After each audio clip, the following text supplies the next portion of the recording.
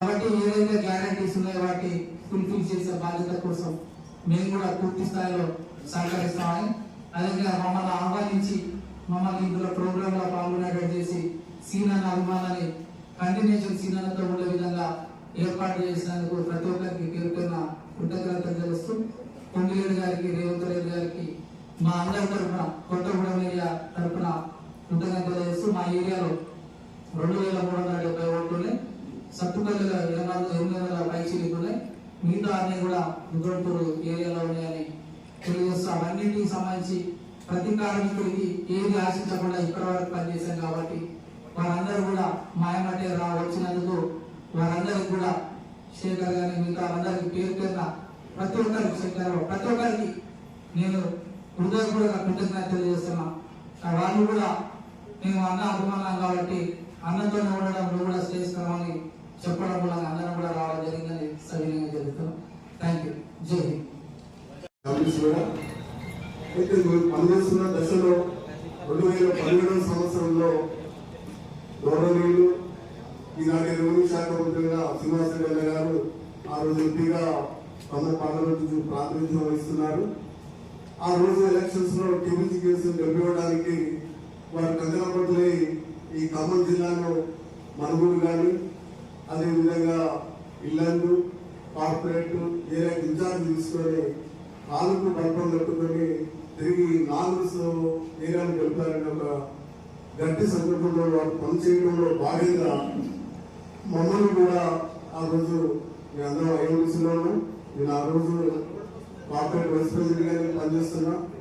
అందరినీ సీనియర్ నాయకులను కూడా పిలిచి అందులో నన్ను కూడా పిలవడం జరిగింది. స్టూడెంట్ అయినా మనమంతా ఈ జిల్లాకు పనిచేసిన అవసరం వచ్చేసింది. టీబీసీ కేసులు గెలిపించవలసిన బాధ్యత నా మీద అధినాయకత్వం పెట్టింది. అందులో భాగంగా మీరు కూడా మా అందరికీ సపోర్ట్ చేయాలి. ఈ జిల్లాకి ఏమున్నా కూడా ఇది చేయడానికి ఎప్పుడు కూడా నేను ముందుంటా అని వారు అభినందన. ఆ అభినందించిన భాగంలో వారి మాటలు మీద గౌరవం, వారంటే ప్రత్యేకమైన అభిమానంతో నేను మా యొక్క మిత్ర బృందం అందరూ కూడా వారి సారథ్యంలో 2015లో కాంగ్రెస్ ఐఎన్టీసీ అనుమతి సంస్థ ఐఎన్టీసీ నుండి టీబీసీ కేసులకు రావడం జరిగింది. గతంలో కూడా మేము 3 సార్లు ఇదే కార్పొరేట్ నుండి గెలిపించడం జరిగింది ఐఎన్టీసీ నుండి. 4వసారి అన్నగారి సారథ్యంలో వారి యొక్క ఆశీస్సులతోటి ఘనమైన మెజార్టీతో 4వసారి కార్పొరేట్ నుండి వచ్చి జరిగింది. తర్వాత పరిస్థితులు ప్రభావంతో అన్నగారు పార్టీని వదిలిపెట్టాల్సిన పరిస్థితిని కల్పించడం జరిగింది. మేము ఆ రోజులో ఉన్న పరిస్థితుల్లో మా మనసు మొత్తం శ్రీనివాసరెడ్డి మీద ఉన్నా కూడా ఇక్కడ ఉన్న సమస్యలు పెండింగ్ ఉన్నాయి. అదేవిధంగా గవర్నమెంట్ ఉంది, కొన్ని ఫుల్ఫిల్ కాని సంక్షేమ వచ్చినాయి, వాటిని ఎట్లా చేయాలనే ఉద్దేశంతో మేము ఇక్కడ టీబీసీ కేసులో ఉంటూ అదేవిధంగా మా మనసు అక్కడున్న పని మాత్రం చేయాల్సిన బాధ్యత చెప్పింది కాబట్టి టీబీసీలో ఉండడం జరిగింది.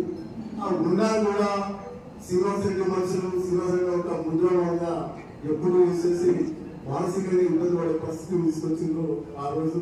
అయినా కూడా కార్మికుల శ్రేయస్సు మాకు ఇచ్చిన ఒక హాస్పిటల్ గురించి అందరూ కూడా కష్టపడి పెట్టుకోవాలని అందరూ కూడా కట్టుకుని దాదాపు మేమైతే ఏదైతే స్ట్రక్చర్ మీటింగ్ లో పెట్టుకుని వాళ్ళ కార్పొరేట్ లో ఒక మెయిన్ గేట్ కానీ అదేవిధంగా 10 కోట్లతోటి ఒక కమ్యూనిటీ హాల్ కానీ తీసుకున్న తర్వాత మన గవర్నమెంట్ కూడా పోవడం జరిగింది. పోయిన తర్వాత ప్రధాని చెప్పినట్టు మేడం గారు అందరినీ కూడా హైదరాబాద్ పిలిచింది. వీళ్ళందరూ కూడా కార్యక్రమాలు కావాలి, తప్పకుండా మనం టీబీ కేసులు గెలిపించుకోవాల్సిన బాధ్యత ఉంది అని అందరినీ కూడా కార్యక్రమం చేసిన తర్వాత ఒక 2-3 తర్వాత చిన్నగా విషయాలు తెలుస్తున్నాయి. యూనియన్ పోటీ చేసే పరిస్థితి లేదు, ఆధునికత్వం కూడా వచ్చే పరిస్థితి లేదు.